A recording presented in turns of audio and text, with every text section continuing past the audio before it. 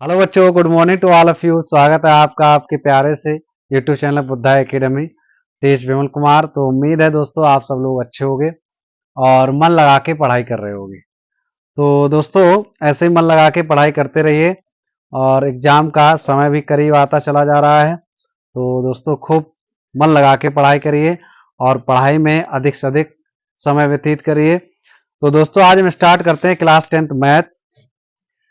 NCERT book है। इस book के राइटर है डॉक्टर मनोहर रे। तो दोस्तों चैप्टर है त्रिकोणमिति के कुछ अनुप्रयोग। इसमें एक्सरसाइज 9A में कंप्लीट करवा चुके हैं हम क्वेश्चन नंबर 19 तक 19 तक। आज हम क्वेश्चन नंबर 20 से स्टार्ट करेंगे। तो दोस्तों इसी तरीके से अपने इस प्यारे चैनल का सपोर्ट भी करते रहिए और अपना प्यार भी देते रहिए। तो चलिए स्टार्ट करते हैं क्वेश्चन नंबर 20 से। तो दोस्तों क्वेश्चन नंबर 20 में क्या है, मीनार के आधार से एक सरल रेखा में 4 मीटर और 9 मीटर की दूरी पर एक मीनार है और उसके आधार से 9 मीटर और उसी आधार से 4 मीटर। तो 4 मीटर और 9 मीटर की दूरी पर दो बिंदु हैं। ठीक है, दो बिंदुओं से मीनार के शिखर का उन्नयन कोण क्या कह रहे हैं, यहां पर उन्नयन कोण पूरक कोण है। अब दोस्तों पूरक कोण क्या होते हैं, पूरक कोण आप लोग पढ़ चुके होंगे, तब भी एक बार देख लीजिए पूरक कोण। तो दोस्तों पूरक कोण या फिर कोटि पूरक कोण, ठीक है, कोटि पूरक कोण। तो यहां पर दो कोणों का योगफल, जैसे एक यहां पर थीटा कोण ले लीजिए और यहां पर ले लीजिए अल्फा। तो इनका सम जो योगफल होता है वो कितना होना चाहिए दोस्तों, 90 डिग्री होना चाहिए।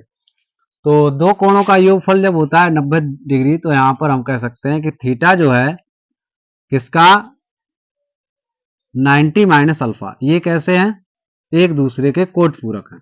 ठीक है दोस्तों, तो कोई भी कोण अगर निकालना हो, जैसे एक दिया है अल्फा, थीटा दे दिया यहाँ पर 30 डिग्री, यदि हमें निकालना है अल्फा दूसरा कोण, तो हम क्या करेंगे 90 से माइनस कर देंगे। ठीक है, तो 60 आ जाएगा। अब देखिए 60 और 90 को ऐड कर लिए, 60 और 30 को ऐड कर लीजिए तो 90 आ गया।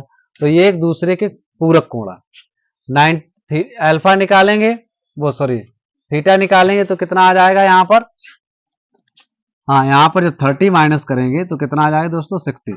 अब 60 और 90 जब ऐड करेंगे तो कितना आ जाएगा, यहाँ वो 60 और 30 को ऐड करेंगे तो 90 आ जाएगा।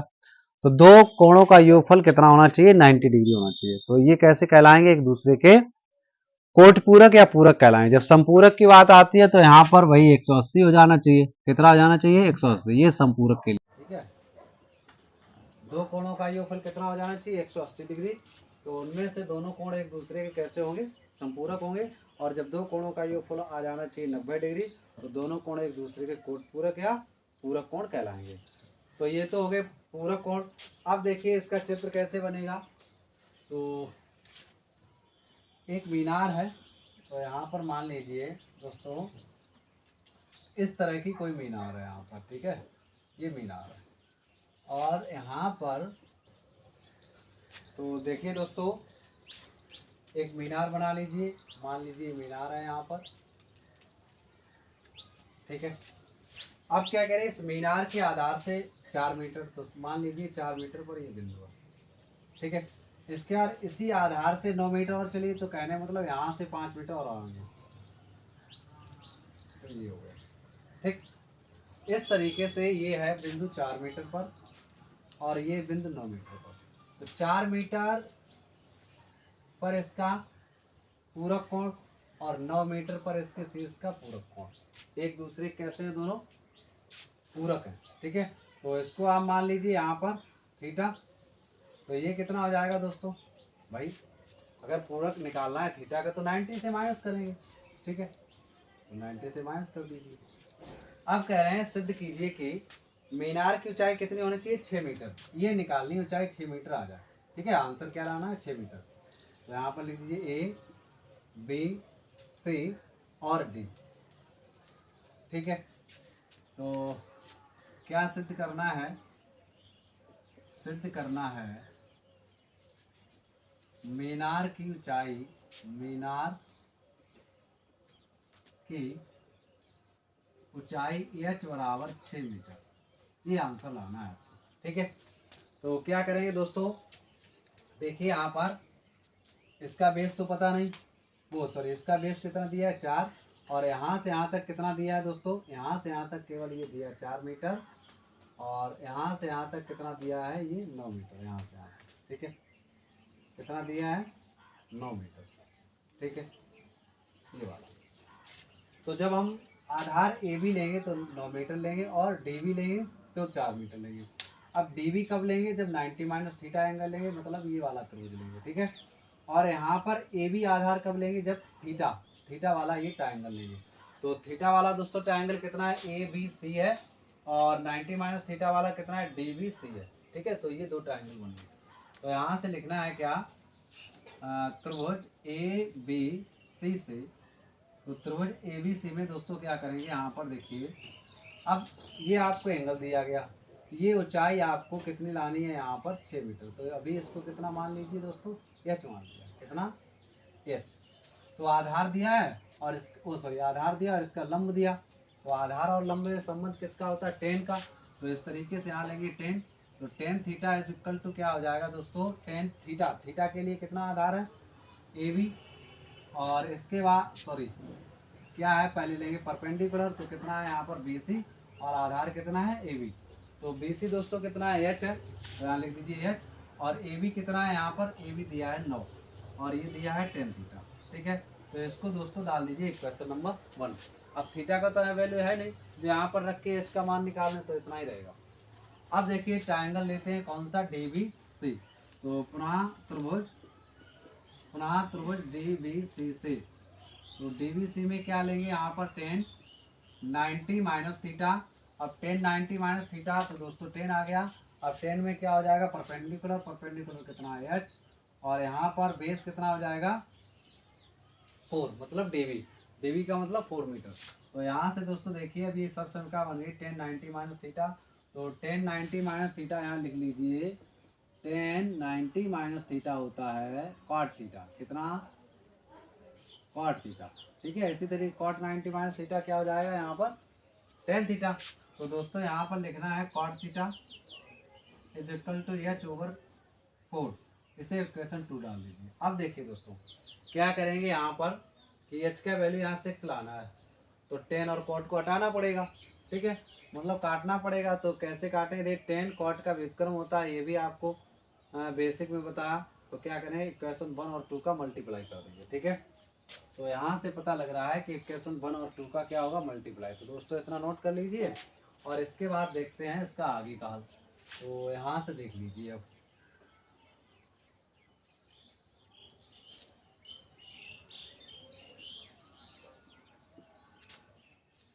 तो समीकरण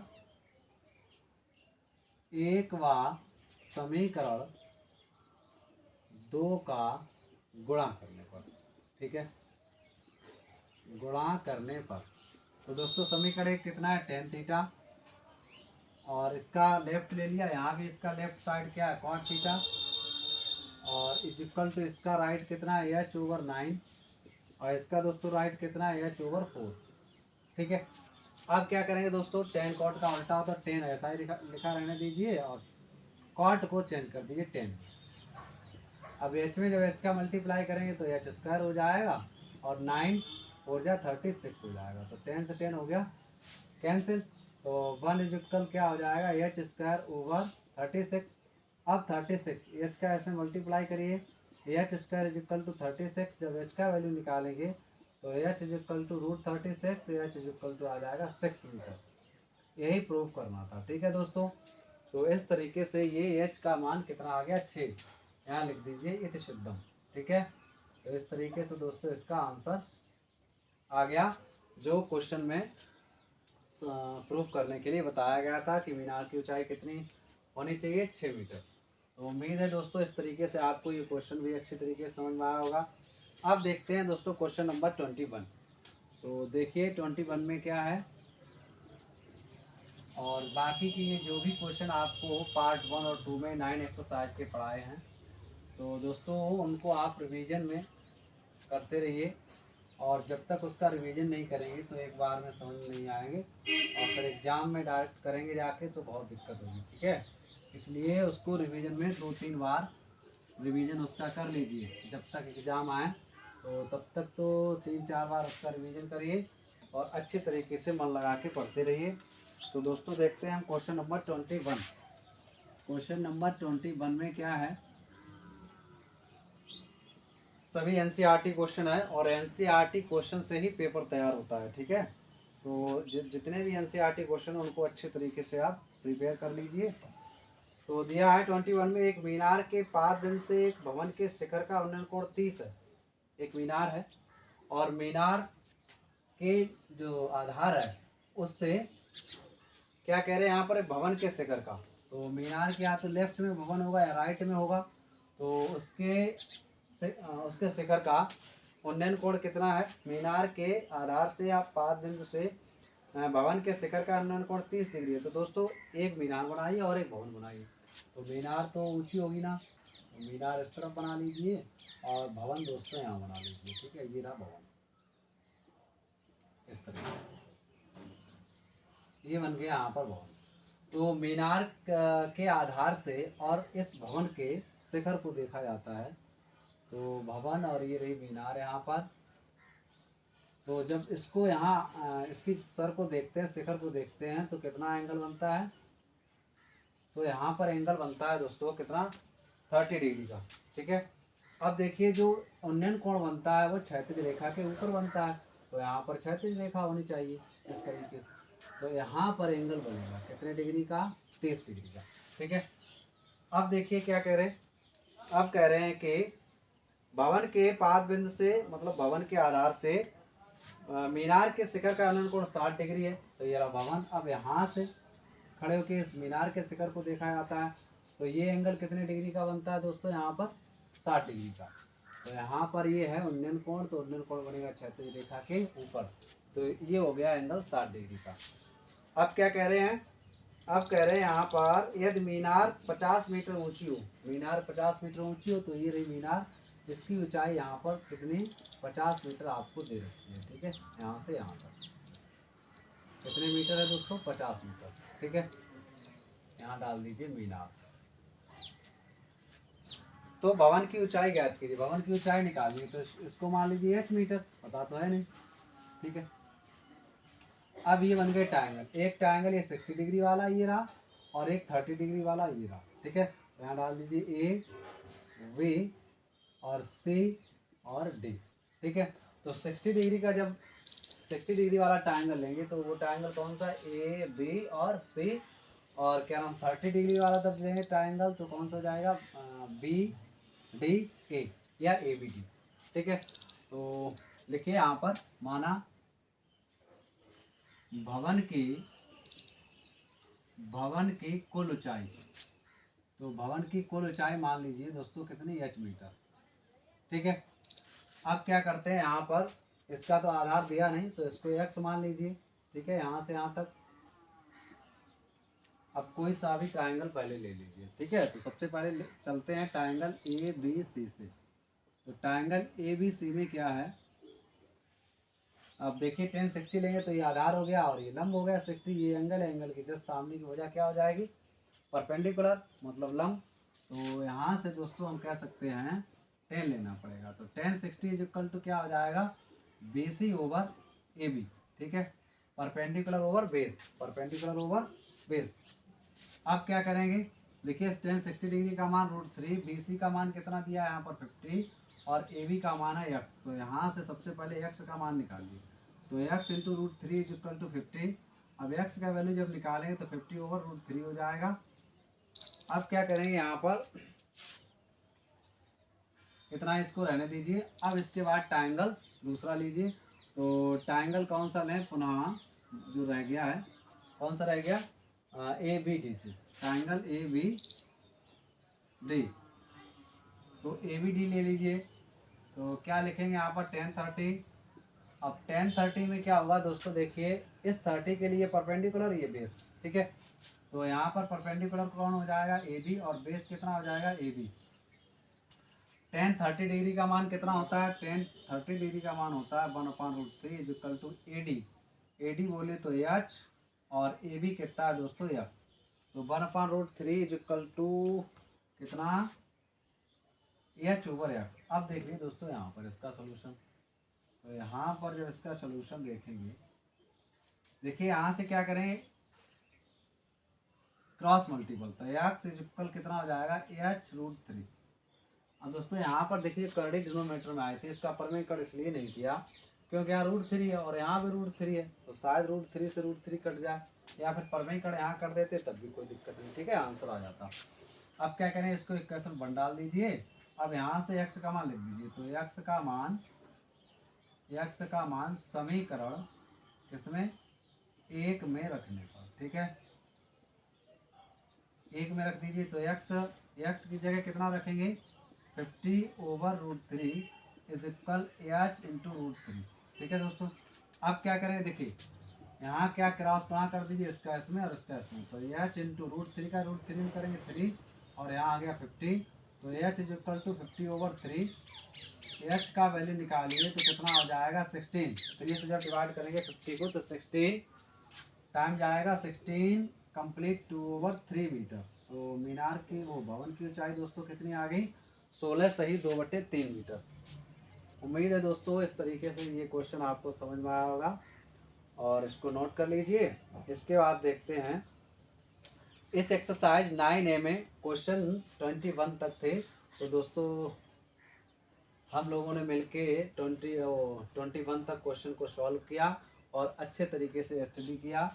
तो दोस्तों उम्मीद है ये एक्सरसाइज आपको अच्छे तरीके से समझ में आई होगी। अब इसके बाद चलते हैं दोस्तों प्रश्नावली 9A।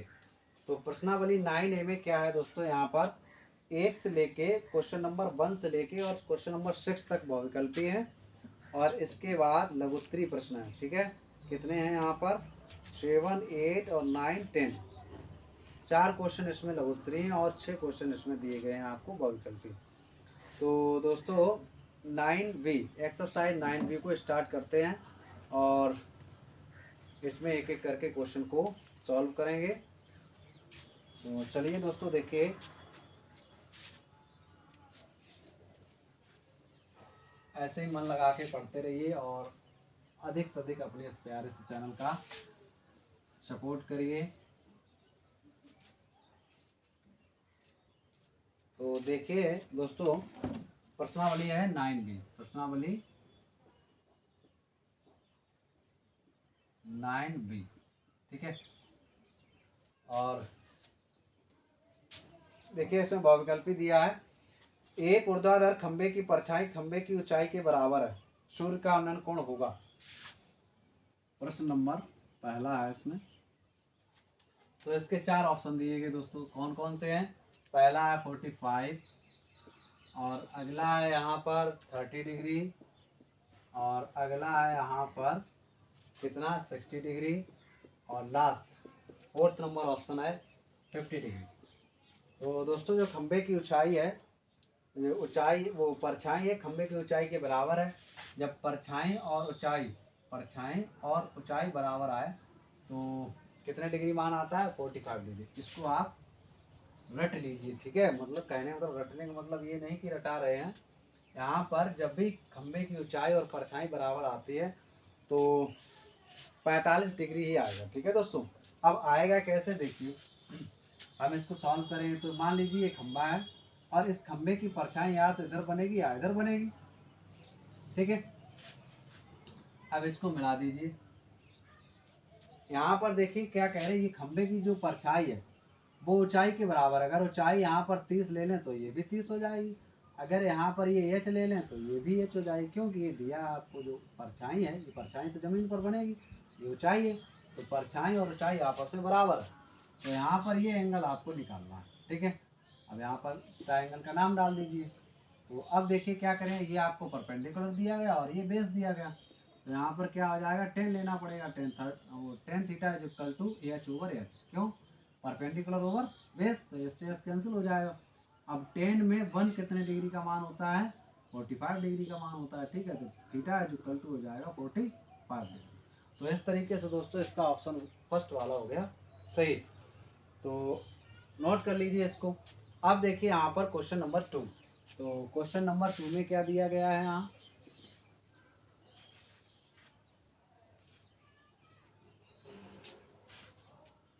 इसी तरीके से दोस्तों आपका थोड़ा सा भी सपोर्ट मिलता रहा तो इस चैनल को आप प्रगति प्रदान कर सकते हो।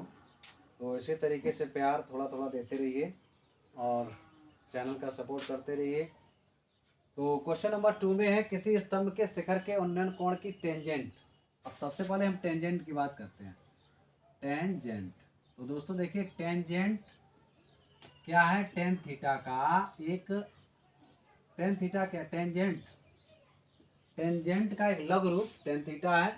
इसको हम इस तरीके से लिखते हैं और टेन थीटा का ये है क्या नाम, टेन थीटा पूरा इस तरीके से लिखा जाता है, टेंजेंट कहते हैं। ऐसे ही साइन को क्या कहते हैं, साइन को साइन, ठीक है, और कॉस को कोज्या, और यहाँ पर टेन को टेंजेंट, कॉटजेंट, ठीक है, इसी तरीके से कॉसकेंट और सेकेंट। तो इसके सभी जो है शॉर्ट फॉर्म है ये। तो यहाँ पर जो ये दिया है इसका शॉर्ट फॉर्म ये टेन थीटा है। तो मान लीजिए टेन थीटा आपको टेंजेंट कहा जाए तो यहाँ पर टेन थीटा दिया गया, समझ लीजिए। तो क्या है यहाँ पर, किसी स्तंभ के शिखर के उन्नयन कोण की टेंजेंट उसकी छाया के शीर्ष बिंदु पर 3/4, कोई स्तंभ है, ठीक है, तो कोई स्तंभ मान लीजिए ये स्तंभ है दोस्तों। अब यहाँ पर इसकी जो है परछाई ये बन जाएगी। तो इसके शीर्ष बिंदु पर जो टेंजेंट दिया है, मतलब टेन थीटा जो दिया गया आपको कितना है, 3/4 बोल रहे हैं, 3/4 है शीर्ष बिंदु पर। तो स्तंभ की परछाई और छाया में अनुपात, स्तंभ की परछाई ये रही, स्तंभ की परछाई ये रही दोस्तों, कितनी x मान लीजिए और यहाँ पर h मान लीजिए, ठीक है, ये होगी इसकी ऊंचाई। मतलब ये परछाई और ऊंचाई आपस में बराबर नहीं है, लेकिन टेन थीटा का मान आपको दिया गया।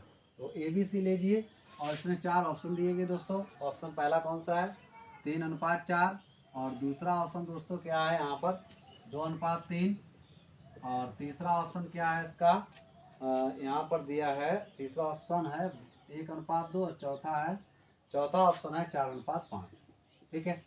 तो देखिए यहाँ पर ये आपको क्या ऊंचाई दी गई और ये दिया यहाँ पर इसकी परछाई। तो ये हो गया परपेंडिकुलर इस ट्रायंगल के अनुसार, और ये हो जाएगा बेस कौन सा, AB।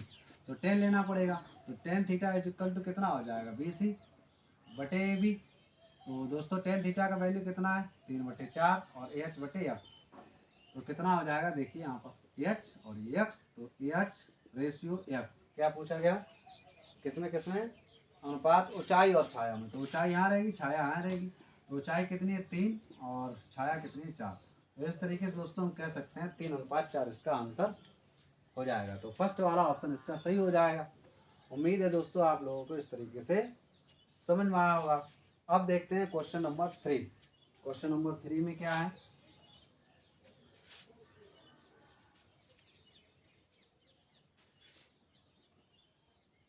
तो दोस्तों क्वेश्चन नंबर 3 है 50 मीटर ऊंची एक मीनार के शिखर से, 50 मीटर ऊंची एक मीनार के शिखर से पृथ्वी पर एक बिंदु का अवनयन कोण 30 डिग्री है। बहुत इजी से क्वेश्चन है।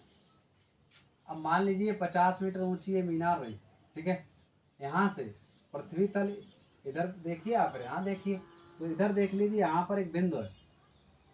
अब यहाँ से कोई इस बिंदु को देख रहा है ऊपर से नीचे की ओर, तो उसका अवनयन कोण 30 डिग्री का है। तो यहाँ बनना चाहिए 30 डिग्री, क्यों, क्षैतिज रेखा के नीचे बनता है। तो इस तरीके से ये हो जाएगा कौन सा एंगल हो जाएगा, ये एकांतर कोण बराबर हो जाएंगे, ठीक है दोस्तों, इस तरीके से। तो ये 30 डिग्री हो गया, ये मीनार हो गई। तो एग्जाम में देखिए दोस्तों, अगर बहुविकल्पी आए तो आपको आता है डायरेक्ट सॉल्व करना तो सही है, नहीं तो इस तरीके से सॉल्व करिए और ऑप्शन का पता लगाइए, ठीक है। तो यहाँ पर देखिए इसकी ऊंचाई है 50 मीटर। अब यहाँ पर इसका एंगल जो दिया है दोस्तों 30 डिग्री अवनयन कोण है। तो मीनार के पाद बिंदु से दूरी, अब यहाँ से इस आधार से उस बिंदु की दूरी निकालनी है दोस्तों, ठीक है। तो पता तो है नहीं, यहाँ पर मान लीजिए इसको x मीटर, कितना मान लीजिए x, और ABC। तो देखिए क्या करेंगे यहाँ पर, अब देखिए ये आधार और ये लंब हो गया, तो 10 लेना पड़ेगा। तो 10 30 इज इक्वल टू क्या हो जाएगा दोस्तों, 50/x। तो 10 30 का मान कितना हो जाएगा, √3। तो 50/x, x is equal to हो जाएगा 50√3।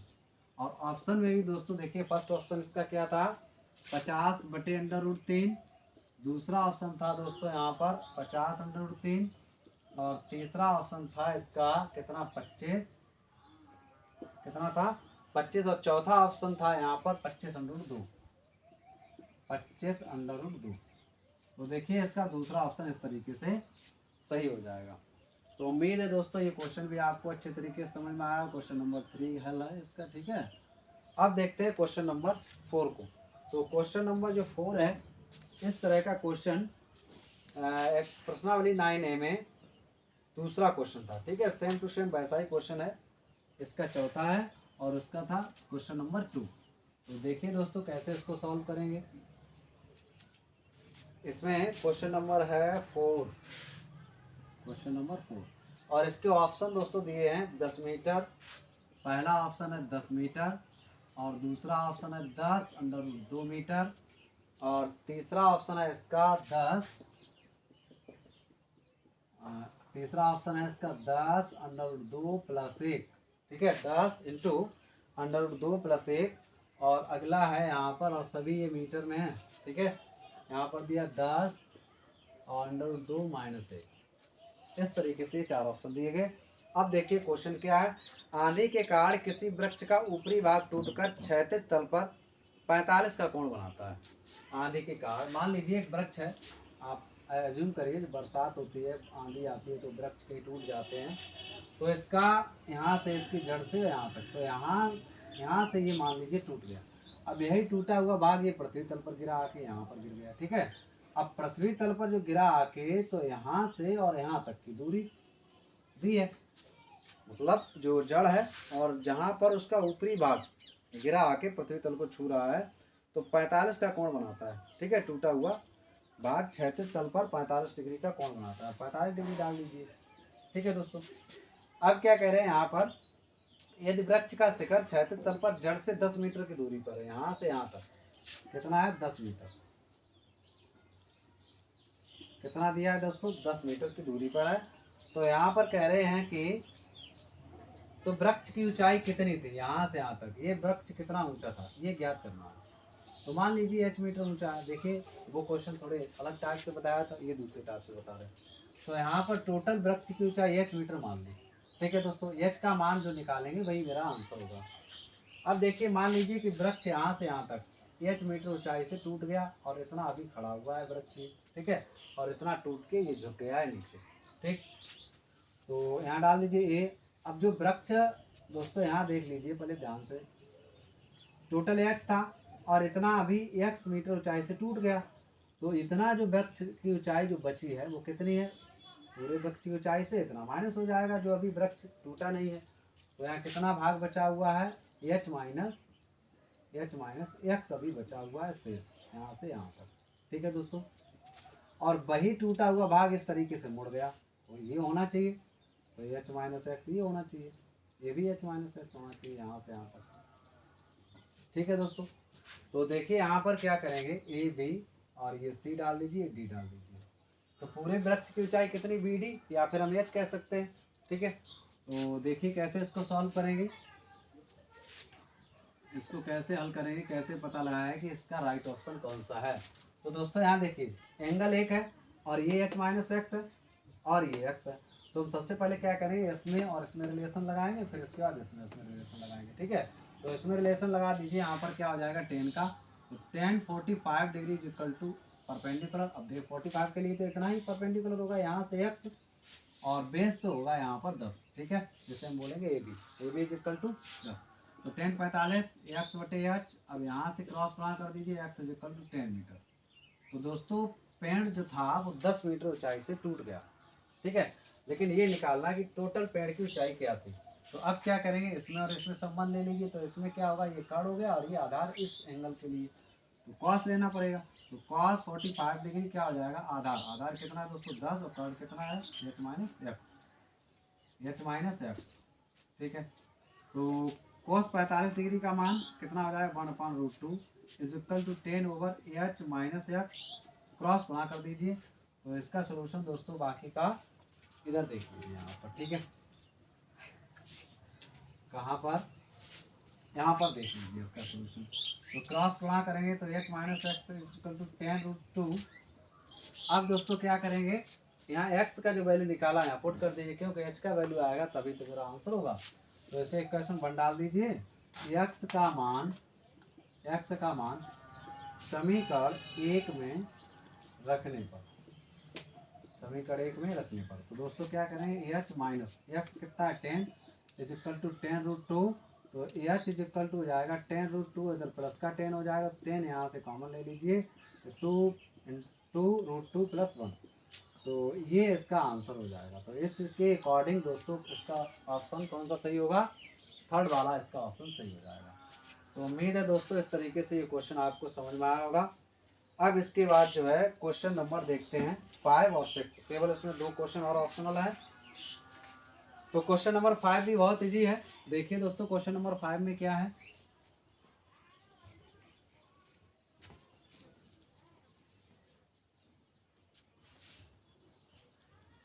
क्वेश्चन नंबर 5 में दोस्तों दिया गया है यहाँ पर एक झंडे के लट्ठे के पात से, ठीक है, जो झंडा है और झंडा किसके ऊपर लगा हुआ है दोस्तों, एक लट्ठे के ऊपर मान लीजिए।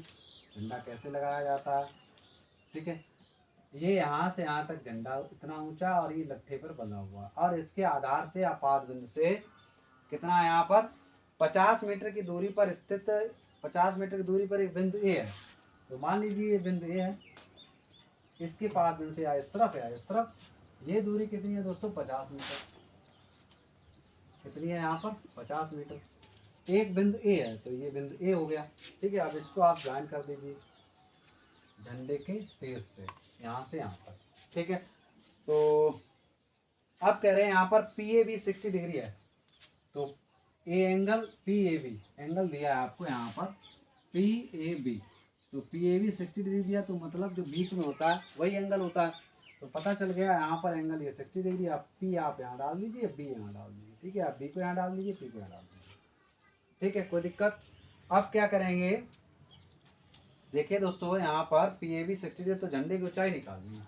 ये झंडे की ऊंचाई कितनी है, तो इसको मान लेंगे h मीटर यहाँ से यहाँ तक, ठीक है। तो लिखेंगे माना झंडे की ऊंचाई h मीटर है, ठीक है, तो इसको सॉल्व कर लेंगे। और दोस्तों यहाँ पर देखिए इसके ऑप्शन क्या है, 50√3 है पहला ऑप्शन, 50√3, और दूसरा ऑप्शन दोस्तों है यहाँ पर 25, और ये सभी मीटर में है, ठीक है, 25। और इसके बाद तीसरा ऑप्शन है यहाँ पर कितना है, तीसरा ऑप्शन दोस्तों इसका दिया गया है 60 मीटर, कितना 60, और चौथा और लास्ट ऑप्शन इसका है कितना 50√2, 50√2 मीटर, ठीक है। तो पी ए बी के अकॉर्डिंग कॉट 60 ये हो गया एंगल, और इसकी हो जाएगा परपेंडिकुलर ये बेस। तो यहाँ क्या करें, 10 लेना पड़ेगा, 10 60 इक्वल टू क्या हो जाएगा h/50। अब 10 60 डिग्री का मान कितना √3 होता है, √3 इक्वल टू h/50, क्रॉस बना कर दीजिए, तो h इज इक्वल टू 50√3। तो इस तरीके से देखिए झंडे की ऊंचाई दोस्तों कितनी आ गई, 50√3। तो इसके अकॉर्डिंग ऑप्शन नंबर 1 इसका राइट हो जाएगा। अब देखते हैं इसका लास्ट बहुविकल्पी रह गया है, कौन सा है दोस्तों, क्वेश्चन नंबर 6 है। चलिए क्वेश्चन नंबर 6 को और देखते हैं क्या है। इसमें सभी इजी क्वेश्चन थे, और बहुविकल्पी यूपी बोर्ड सभी में जो भी सब्जेक्ट हैं 10th क्लास के, उसमें 20 क्वेश्चन आते हैं, ठीक है, OMR भरने के लिए। तो अच्छे तरीके से बहुविकल्पी तैयार करिए। अब ये जो 6 नंबर क्वेश्चन है ये बहुत ही प्यारा सा क्वेश्चन है, जो कि आपको इसके बारे में हम क्वेश्चन नंबर किसमें बताए हैं, क्वेश्चन नंबर आपको 15, क्वेश्चन नंबर 15 में इसी टाइप का क्वेश्चन था, तो उसके बारे में आपको बता चुके हैं। और सेम टू सेम वही क्वेश्चन यहाँ दे दिया गया है।